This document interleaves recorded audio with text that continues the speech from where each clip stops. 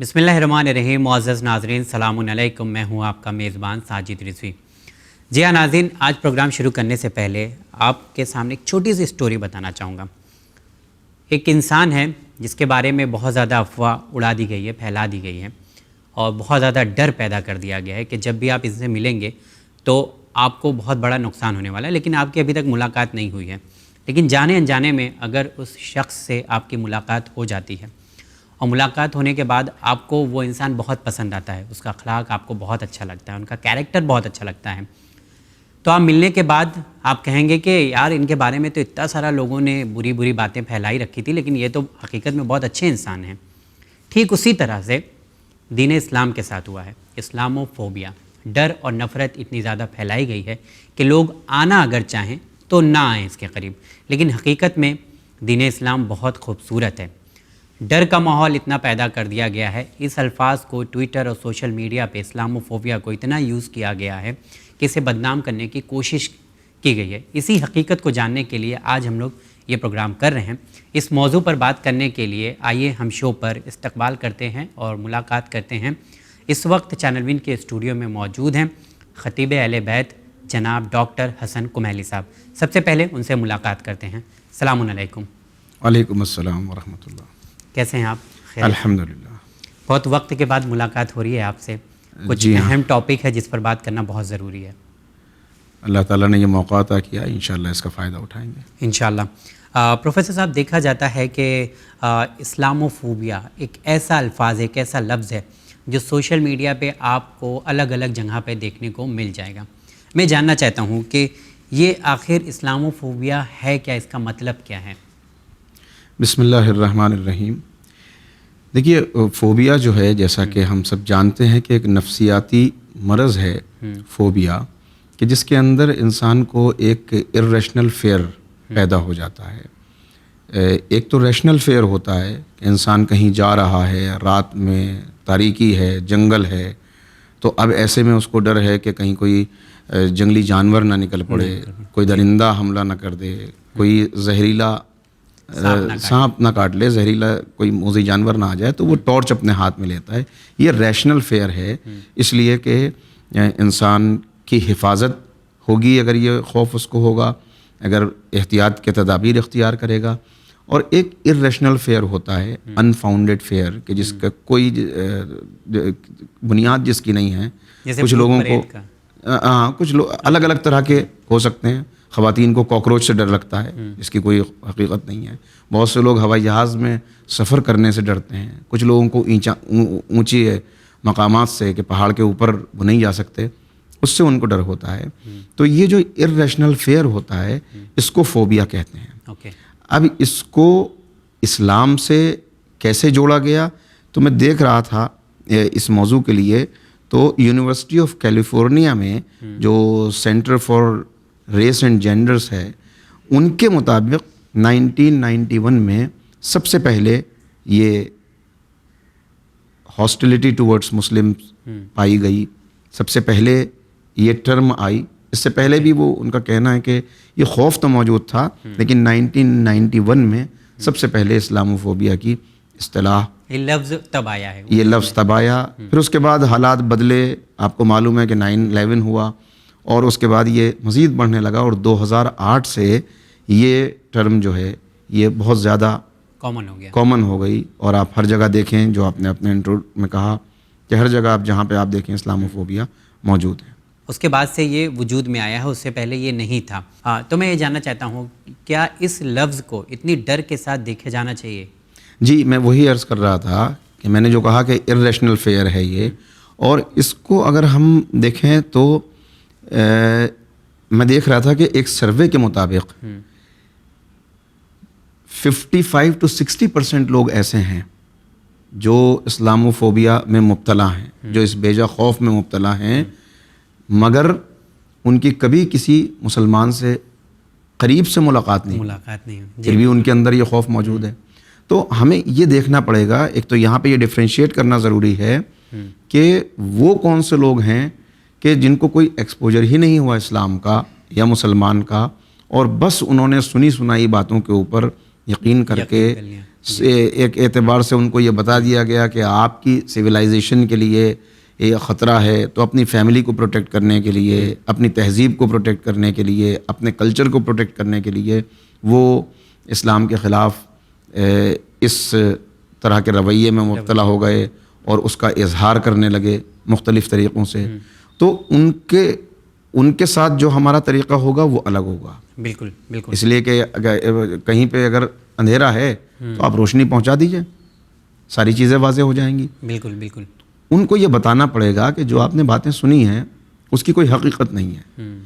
سنی سنائی باتوں پر یقین نہ کریں. خاص طور پر یو ایس کے اندر بڑی تعداد ان لوگوں کی پائی جاتی ہے کہ جنہوں نے کبھی باہر ٹریول نہیں کیا، جن کے پاس پاسپورٹ نہیں ہے، بس وہ جو کچھ دیکھ رہے ہیں میڈیا میں، جو ان کو نظر آ رہا ہے، جو لوگ ان کو بتا رہے ہیں، وہ اس کے اوپر یقین کر کے اسلام کے اور مسلمانوں کے دشمن اور ایک نفرت کا رویہ ان کے خلاف اپنا. اوکے، آپ نے صحیح کہا، کیونکہ کبھی نہ دین اسلام کے بارے میں انہوں نے پڑھا ہے اور نہ ہی ایسے لوگوں سے سنا ہے جو انہیں بتا سکے کہ حقیقت میں دین اسلام ہے کیا. لیکن ایک چیز یہ جاننا چاہیں گے کہ اکثر ہم لوگ ایکشن کچھ اس طرح سے سماج میں دیکھتے ہیں، اس کا ری ایکشن جو ہم دیتے ہیں وہ بھی بڑا عجیب سا ہوتا ہے.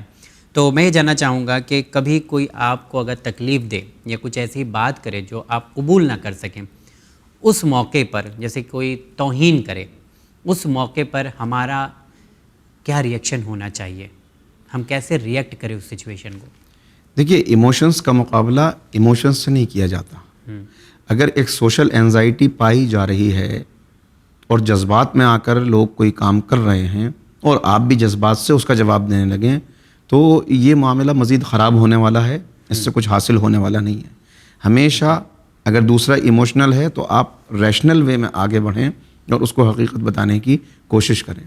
اب کوئی بھی ری ایکشن دینے سے پہلے، میں سمجھ رہا ہوں کہ آپ کا اشارہ کس طرف ہے. سمپل بول دیتا ہوں، فار ایگزامپل کسی نے توہین رسالت کی، جی، توہین رسالت کی، خاکے بنائے پیغمبر کے خلاف، قرآن کریم کو جلایا، قرآن کریم کی توہین کی. کیونکہ ایسے لوگ مطلب کیا کنسیڈر کیا جائیں گے؟ کیونکہ ہم لوگ اس کا ری ایکشن اس طرح سے دیتے ہیں کہ مطلب بس اب یہ آخری فیصلہ ہوگا ہمارے لیے. وہی بات جو میں نے کہی کہ جذبات میں آ کر انسان جب بھی کوئی کام کرتا ہے، جذبات ضروری ہیں انسان کے لیے، لیکن جذبات کو عقل کے تابع ہونا چاہیے. سب سے پہلے ہمارے یہاں کیسے اس پر رد عمل ہوتا ہے؟ اپنے ہی ملک کے اندر اس کے خلاف احتجاج کریں گے اور جناب پراپرٹی اپنی چلا رہے ہیں، اپنے گاڑیوں کے شیشے پھوڑ ڈال رہے ہیں. نقصان کس کا ہو رہا ہے اس میں؟ خود کا. تو پہلے یہ سوچے سب سے پہلے کہ جو احتجاج کا طریقہ ہم کو اختیار کرنا ہے اس سے فائدہ کس کو پہنچے گا اور نقصان کس کا ہوگا. اصل میں یہ سارے معاملات کے پیغمبر اکرم صلی اللہ علیہ وآلہ وسلم کے خاکے بنائے جا رہے ہیں، ان کی توہین کی جا رہی ہے، قرآن کریم کی توہین کی جا رہی ہے. آپ اس پر سب سے اچھا آپ کا جو رد عمل ہوگا وہ یہ ہوگا کہ آپ پیغمبر کی سیرت کو عام کریں، آپ قرآن کی تعلیمات کو عام کریں. آپ یہ کہنے کے بجائے بھائی تم نے ایسا کیا تو ہم بدلے میں ایسا کریں گے، نہیں، ایسے پروگرامز کا انعقاد کریں کہ جہاں بتایا جائے کہ پیغمبر اکرم کی سیرت کیا تھی، قرآن کریم کا پیغام کیا ہے، اسلام کیا تعلیمات دیتا ہے. تو وہ جو صرف لیک آف ایجوکیشن کی وجہ سے، لیک آف ایکسپوجر کی وجہ سے غلط فہمی میں مبتلا ہیں، ایک بڑی تعداد آپ دیکھیں گے کہ وہ خود بخود روشنی میں آ جائے گی. پیغمبر اکرم کی توہین کرنے سے اتنی عظیم شخصیت ہے نبی کی کہ یہ جو مختلف قسم کی چیزیں کی جا رہی ہیں، اس سے عظمت پیغمبر پہ کوئی حرف آنے والا نہیں ہے. پیغمبر کا عشق دنیا کے اندر بڑھ رہا ہے، لوگ قریب آ رہے ہیں پیغمبر کی سیرت سے اور تعلیمات سے متاثر ہو کر. بس ہمیں ضروری ہمارے لیے یہ ہے کہ ہم لوگوں کی نگاہوں کے آگے سے پردے ہٹانے والے سارے تدابیر اختیار کریں. اوکے، اچھا، یہ بھی دیکھا جاتا ہے، یہاں پہ میں بات کو ایڈ کرنا چاہوں گا کہ خود رسول اکرم حضرت محمد مصطفیٰ صلی اللہ علیہ وسلم کی زندگی میں جب وہ موجود تھے تو لوگ ان کو الٹا سیدھا بھی کہتے تھے، ان کی توہین بھی کرتے تھے. لیکن ہمیں یہ شاید دیکھنا ہوگا کہ وہ کس طرح سے جواب دیتے تھے، اسی طریقے کو اپناتے ہوئے ہمیں جواب دینا چاہیے. شاید میں صحیح ہوں؟ بالکل صحیح. یہی مسئلہ ہے اصل میں کہ کتنے ایسے واقعات ہیں کہ اتنی عظیم شخصیت، ایک شخص آیا ہے اس نے کبھی پیغمبر کو قرض دیا ہوگا اور اب وہ اپنے قرض کا مطالبہ کرنے کے لیے آیا ہے، اور بات کرتے کرتے اس کی زبان میں تیزی آ گئی، وہ غصے میں آ گیا اور غصے میں بھر کے اس نے آگے بڑھ کے پیغمبر کے لباس کو پکڑ لیا اور کچھ اور بھی توہین کی، تو اصحاب کھڑے ہو گئے ایک دم سے. تو پیغمبر نے کہا کہ نہیں، رک جاؤ، اس کا حق ہے تو اس کو کچھ کہنے کا بھی حق ہے. یعنی اس کا جو یہ طریقہ نہیں ہے کہ جو کہ ہم ایسا تم اس کا ایسے جواب دو. تو یہ بات، یا ایک اور موقع کے اوپر آپ صحرا سے کہیں گزر رہے تھے تو ایک بدو عرب آیا اور اس نے بھی آنے کے بعد اسی طرح بڑے بے ادبی کے ساتھ میں کہا کہ اے محمد، یعنی ان کے الفاظ دہرا رہا ہوں میں، کہ ہمارے آبا و اجداد کا دین ہمارے لیے کافی نہیں تھا کہ تم نے ایک نیا دین پیش کر دیا. تو آپ نے کہا کہ کیا تمہیں میرے دین کی تعلیمات معلوم ہیں جو میں نے پیش کیا؟ اس نے کہا یہ سب مجھے پتہ نہیں ہے اور میرے پاس اتنا وقت بھی نہیں ہے کہ میں یہ سب سن سکوں. کہا کہ اچھا 2 جملے تو سن لو گے؟ کہا کہ ہاں 2 جملے بتائیے. کہا میں جو دین لے کر آیا ہوں وہ یہ کہتا ہے کہ جس نے تمہیں پیدا کیا اس کا تم پر کچھ حق ہے، جن کے ساتھ تم رہ رہے ہو، معاشرے میں تم کو ضرورت پڑتی ہے لوگوں کی، ان کا تم پر کچھ حق ہے، اس کے حق کو ادا کر دو. اس کا نام عبادت ہے، سجدہ ہے، نماز ہے، اور بندوں کے حق کو ادا کر دو. جس کا تمہارے اوپر کوئی حقوق ہیں وہ تمہارے فرائض بن جاتے ہیں، ان کو ادا کر دو. بس اتنا ہی تقاضا ہے. تو وہ حیرت میں رہ گیا کہ بھائی اتنی سی چیزیں. اور پھر اس نے کہا کہ بتائیے کیسے اس دین میں داخل ہوا جاتا ہے. تو یہ ہے طریقہ، یہی طریقہ ہم کو اختیار کرنا پڑے گا، ایموشنل نہیں، ریشنل بن کے. جو ایک انزائٹی پائی جا رہی ہے غلط پروپیگنڈے کی وجہ سے، بالکل آپ صحیح تصویر پیش کر دیجئے. تو جذبات میں آ کر نہیں، سمجھداری کے ساتھ ان لوگوں کا جواب دینا ہے ہم لوگوں کو، کیونکہ آج ہم لوگ جواب دیں گے تو کل اس کا جا کے اثر ہوگا اور اچھی باتیں لوگوں تک پہنچے گی. ایک اور چیز دیکھا جاتا ہے کہ اسلامو فوبیا کو جو اور زیادہ بڑھاوا ملا ہے وہ خاص کر ہم لوگ دیکھتے ہیں کہ ISIS کی بات کر لیں، ٹھیک ہے، یا طالبانی کی بات کر لیں. اس طرح کے جو گروپ بنے ہیں ان لوگوں نے اسلام کو بدنام کرنے کا کام کیا ہے اسلام کا جھنڈا اٹھا کر. میں جاننا چاہتا ہوں کہ اس ورژن کو، یہ دین کا ورژن یہ کہتے ہیں کہ یہ صحیح دین اسلام ہے، کیسے لوگوں کو ہم بتائیں گے کہ یہ جو دین ہے، یہ جو ان کا جھنڈا ہے، یہ دینی جھنڈا نہیں ہے، نہ ہی ان سے ہمارا کوئی رابطہ ہے؟ دیکھیے، ہر مذہب کے ماننے والے، ہر شخصیت کے پیچھے چلنے والے اچھے اور برے دونوں طرح کے افراد ہوتے ہیں.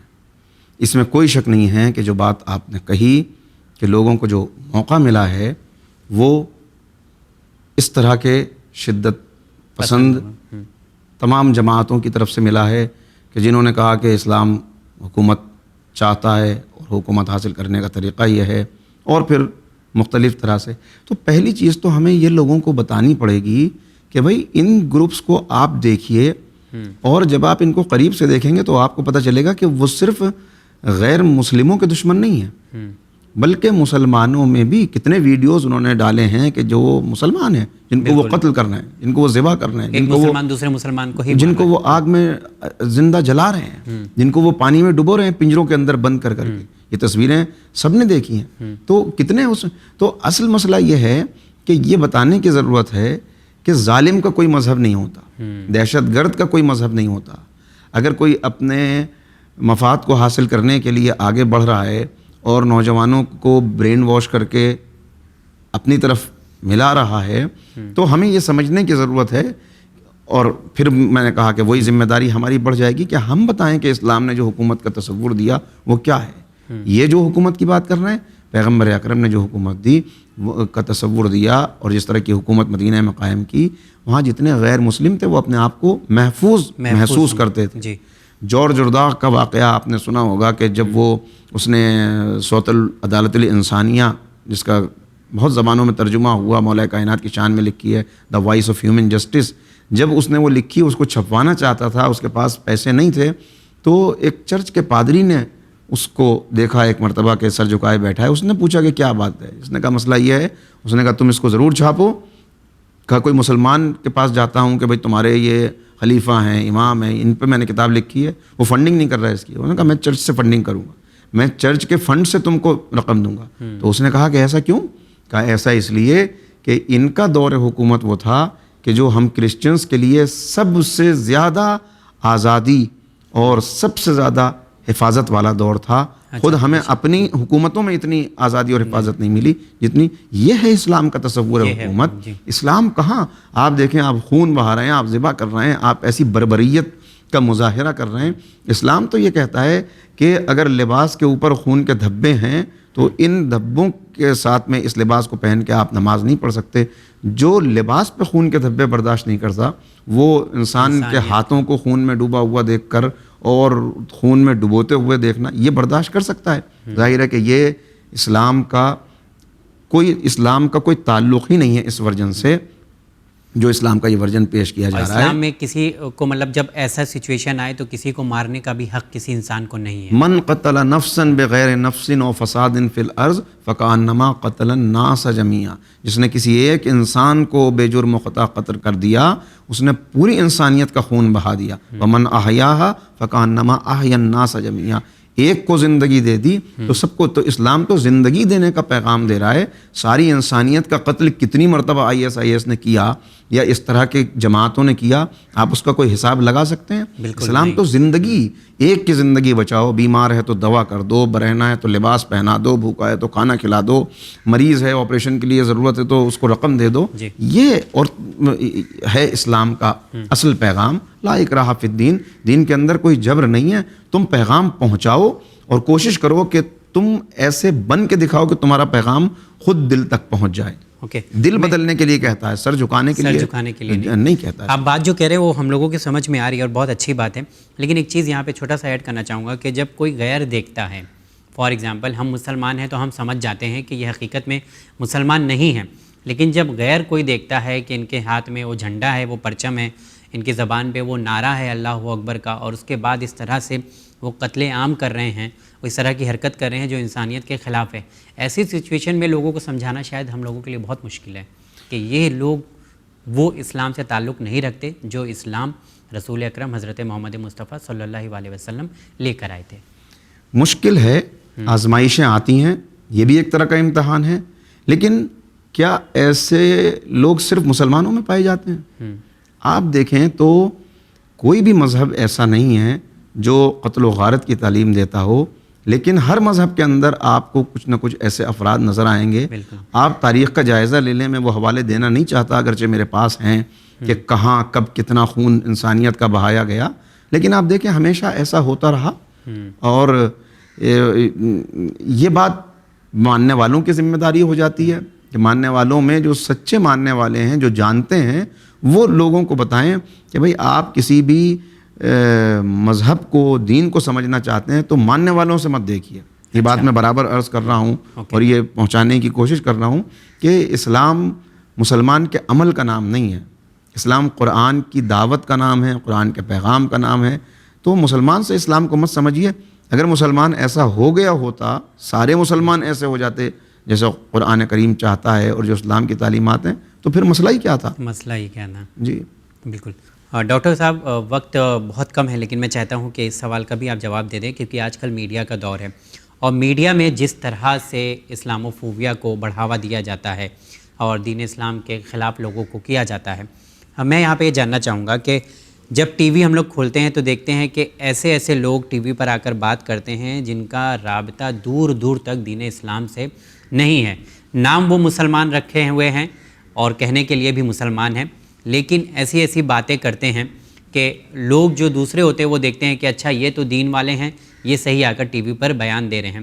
میں جاننا چاہتا ہوں کہ اتنے سارے لوگ ہیں پوری امت مسلمہ میں، کس طبقے کی سب سے زیادہ ذمہ داری ہے کہ اس طرح کے لوگوں کا سوال کا جواب دیا جائے؟